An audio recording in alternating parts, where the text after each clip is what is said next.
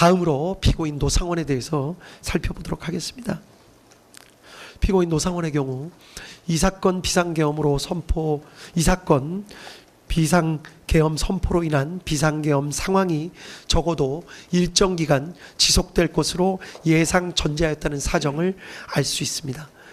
그러한 사정 하에서 본인의 계엄 사무 수행을 준비했고, 특히 애초에 계획했던 것과 달리 국회가 신속히 비상계엄에 대한 계엄 해제 요구안을 가결하자 피고인 김용현과 전화통화를 하면서 대책을 논의했던 사정까지도 엿보입니다.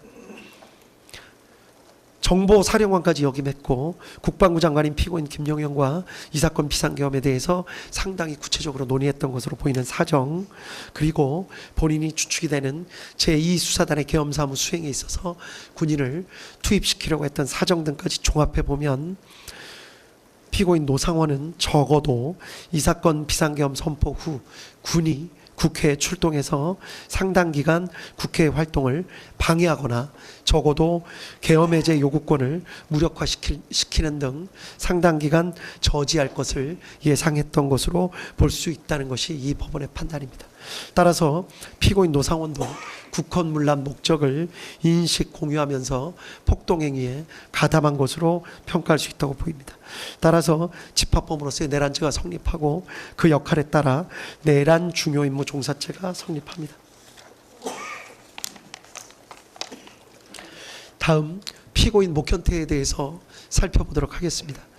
피고인 목현태는 국회 경비대장으로서 처음부터 국헌문란의 목적을 인식 공유한 것으로는 보이지 않습니다. 여러 가지 사정을 살펴보면 피고인 목현태에 대해서는 이 재판부가 수차에 걸쳐서 피고인 목현태에 관한 여러 가지 사정이나 사실관계를 다시 한번 살펴보고 또 논의를 해보았으며, 피고인 목현태에게 혹시 억울한 사정이나 기타 달리 볼 수 있는 사정이 있지 않은가 하고 여러 차례 토의와 논의를 해보았습니다. 그러나 아쉽지만 다음과 같은 사정에 비추어 보면 피고인 목현태에게도 집합범으로서의 내란죄가 인정된다고 볼 수밖에 없다는 것이 이 법원의 판단입니다.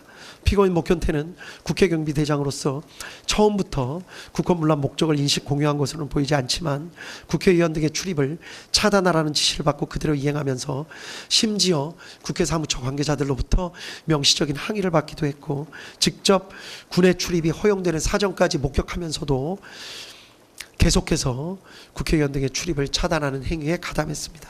미필적으로나마 자신들이 하는 행위가 국회 활동을 저지하거나 마비시키는 행동이 될 수 있다는 사정을 알았던 것을 부인하기는 어렵다고 판단이 됩니다. 따라서 피고인 목현태에게도 집합범으로서의 내란죄가 성립하고 역할에 따라 내란 중요 임무 종사죄가 성립한다는 것이 이 법원의 판단입니다. 다음 피고인 김용군에 대해서 살펴봅니다.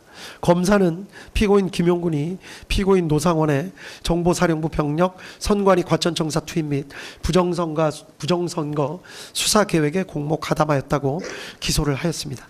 결론부터 말씀드리면 피고인 김용군의 경우에는 공소 사실과 같이 피고인 노상원의 계획에 공모 가담한 사실 자체를 인정할 증거가 부족하다는 것이 이 법원의 판단입니다.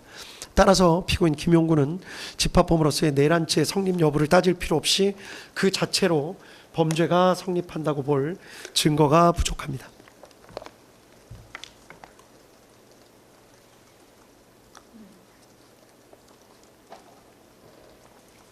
이유는 간략하게 말씀드리면 다음과 같습니다.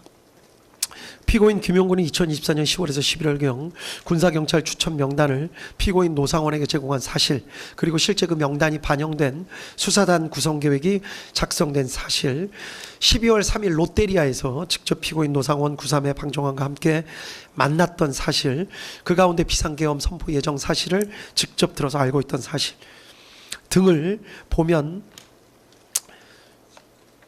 공소사실과 같은 사실이 진실일 수 있지 않을까 하는 강한 의심이 드는 것은 사실입니다. 그렇지만 피고인 김용군은 이 부분 공소 사실 자체를 강력하게 부인하고 있고, 또 피고인 노상원 역시 피고인 김용군의 진술 취지에 부합하는 내용으로 진술하고 있습니다. 또 구3의 방정환의 진술에 비추어 보더라도 당시 피고인 노상원이 어떤 이야기를 한 사실만 인정될 뿐 피고인 김용군이 이에 대해 어떻게 응답하였거나 행동하였는지에 대해서는 확인이 어렵습니다. 이러한 여러 가지 사정을 살펴보면 공소 사실과 같이 관여한 사실 자체를 인정할 증거가 부족하다는 것이 이 법원의 판단입니다. 다음으로 피고인 윤승영에 대해서 살펴봅니다. 검사는 피고인 윤승영이 방첩사에서 주요 정치인 등을 체포하려는 사정을 알면서도 이현일로부터 이를 보고받은 후 피고인 조지호에게 보고하여 승인을 받는 등 정치인 체포 행위에 공모 가담하였다는 공소 사실로 피고인 윤승영을 기소하였습니다. 그러나 이 법원이 판단하기에 피고인 윤승영의 변소와 같이 비상계엄화 매뉴얼에 따라서 합동수사단을 지원하는 행위로 인식하고 100명의 지원 요청에 협조하거나 또 포고령 위반 사범을 검거하기 위해 체포조가 국회로 출동한 것으로 오해해서 그 지원 요청에 협조한 것일 수 있다라는 주장이 사실일 수도 있다는 합리적 의심을 배제하기가 어렵습니다. 구체적인 내용은 판결문에 자세한 기재가 나와 있습니다. 피고인 윤승영이 방첩사 체포조 지원 등의 행위가 국회 활동을 저지하거나 마비시켜 국회가 사실상 상당 기간 그 기능을 제대로 할 수 없게 만들려는 목적 하에 이루어지는 행위임을 공유하거나 인식하였다고 볼 증거가 부족한 이상 피고인 윤승영에 대해서는 집합범으로서의 내란죄가 성립하지 않고, 따라서 내란 중요 임무 종사죄가 성립한다고 볼 수 없다는 것이 이 법원의 판단입니다. 한편 나머지 피고인들, 피고인 윤승영, 김용군을 제외한 나머지 피고인들에 대해서 직권남용 권리행사 방해죄는 모두 유죄로 인정된다는 것이 이 법원의 판단입니다.